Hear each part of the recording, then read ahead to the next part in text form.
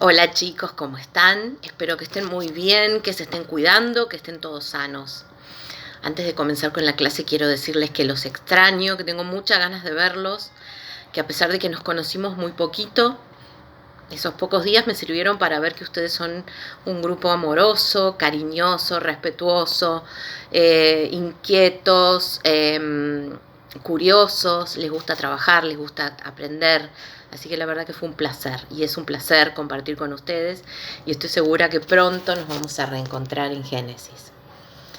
Antes de comenzar con la clase de hoy, que va a ser así, vía este video, les comento que noté que tal vez algunos de ustedes trabajan juntos cuando hacen las actividades, cosa que me parece genial porque es una forma que tienen ustedes de mantener el vínculo, de verse, de compartir cosas.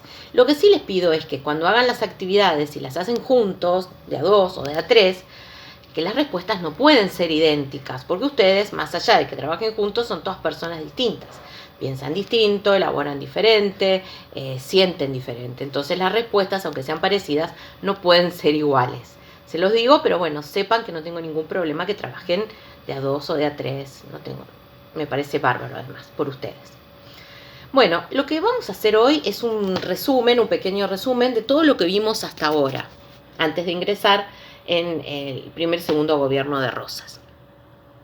Bueno, ustedes ya saben que la Revolución de Mayo fue el comienzo de un cambio, pero no es que todo cambió el día del 25 de mayo de 1810. Ese día llegaron a un acuerdo quienes estaban en el cabildo y que era de dejar de ser colonia de España, simplemente porque el rey de España estaba prisionero y eso generaba mucho temor. Pero dentro de quienes firmaron y quienes formaron la primera junta de gobierno, muchos esperaban que el rey en algún momento volviera al trono y volviera a jurar fidelidad. O sea, no es que la idea era, hay revolución y todo va a cambiar. Había temor, por eso se va a dar la primera junta de gobierno. Dentro de los integrantes de la primera junta sí había quienes, como Moreno, querían revolución total y cambio total, y otros que querían ir con un poquito más de espacio. A mí lo que me interesa es que ustedes sepan que va a haber cambios, pero que no fueron inmediatos. De hecho, la independencia no se va a firmar hasta 6 años después, en julio de 1816, en Tucumán. ¿Por qué se va a hacer el Congreso en Tucumán, una provincia en el norte, súper lejos de Buenos Aires? Justamente porque el resto de las provincias y los diputados, los legisladores por las provincias, no estaban muy de acuerdo en que todo se tenía que hacer en Buenos Aires y que las grandes decisiones se tomaban en Buenos Aires y que el gobierno estuviera en Buenos Aires. Entonces, para no generar conflictos con las provincias, es que se decide que este Congreso, que va a declarar la independencia finalmente el 9 de julio de 1816, se haga en la provincia de Tucumán. Se va a convocar a los diputados a que viajen a Tucumán en el mes de marzo. Y recién la independencia se va a firmar en julio de 1816. Ustedes se preguntarán por qué pasan tantos meses. Simplemente porque estaban lejos. Quienes vivían cerca de Tucumán, como los salteños o los jujeños o los santiagueños, llegaron antes. Pero los que vivían en Buenos Aires, los que vivían en Córdoba, los que vivían en Mendoza, en La Pampa, tardaron mucho más, tardaron meses en llegar. Piensen que los viajes se hacían a lomo de burro, de caballo o en carreta. Y los animales se morían en el camino, se enfermaban, las carretas se rompían, además la distancia. Así que para hacer los 1000 y pico de kilómetros que separaban, por ejemplo, a Buenos Aires de Tucumán, llevaba mucho tiempo, llevaba meses. Hasta que finalmente van a llegar los diputados a Tucumán y en julio van a estar todos.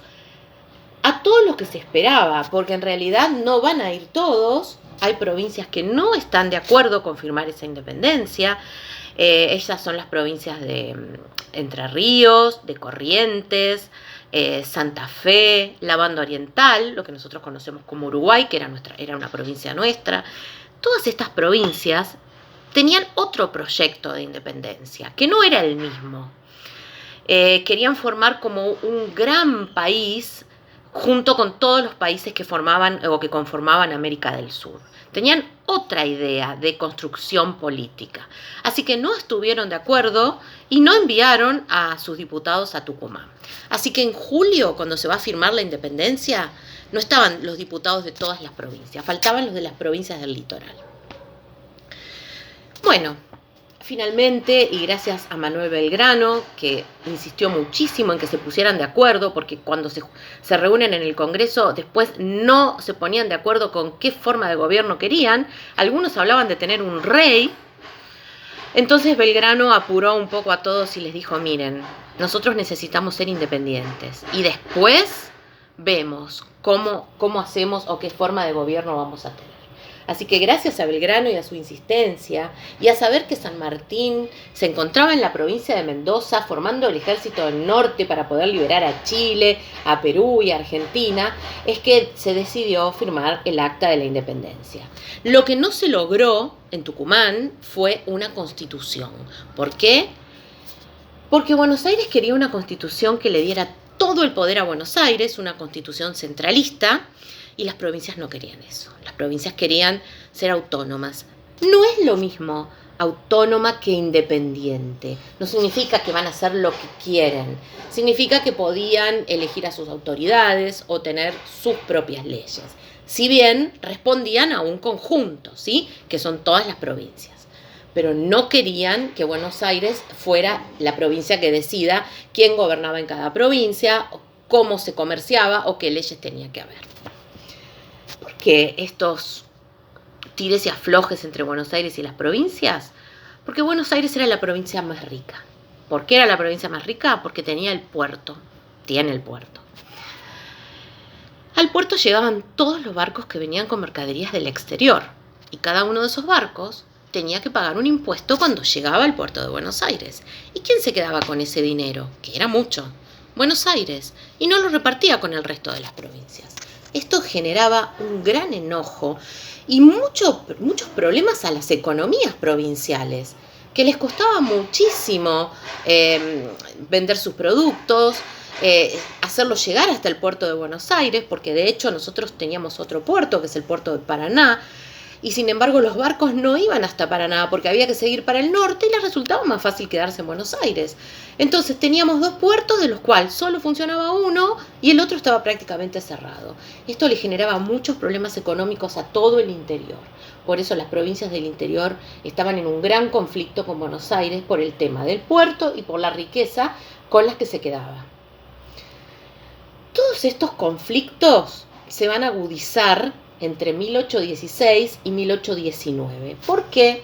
Porque en 1819 por fin se va a dictar una constitución. Esta constitución va a ser centralista y le va a dar todo el poder a Buenos Aires. Buenos Aires va a poder elegir los gobernadores de las provincias, Buenos Aires va a poder elegir la forma en que se comercia en otras provincias, dirigir la justicia, y las provincias no quieren saber nada con esto, ya bastante con que Buenos Aires sea la provincia más rica. Con lo cual se va a rechazar esta constitución y a partir de ese año, 1819, va a comenzar una guerra civil que va a durar 10 años entre Buenos Aires y el resto de las provincias, sobre todo Córdoba, Santa Fe, Entre Ríos, Corrientes. Las provincias estaban gobernadas por caudillos. Los caudillos eran hombres de mucho poder económico y político, con ejércitos propios, eran los gobernadores de las provincias y no querían saber nada con que Buenos Aires tuviera todo el poder. Así que durante 10 años va a haber guerras permanentes entre Buenos Aires y el resto de las provincias. Hasta acá vamos a llegar hoy, porque la semana que viene vamos a comenzar con 1820, la presidencia de Rivadavia, y luego vamos a ver Rosas. Pero bueno, me interesa que este resumen que hicimos lo tengan claro hoy, porque de hecho la actividad que van a ver ahora a continuación tiene que ver con todo esto que les acabo de decir, así que van a tener que escuchar y ver el video más de una vez para poder responder. Así que bueno, nos encontramos la semana que viene, les mando un saludo muy grande.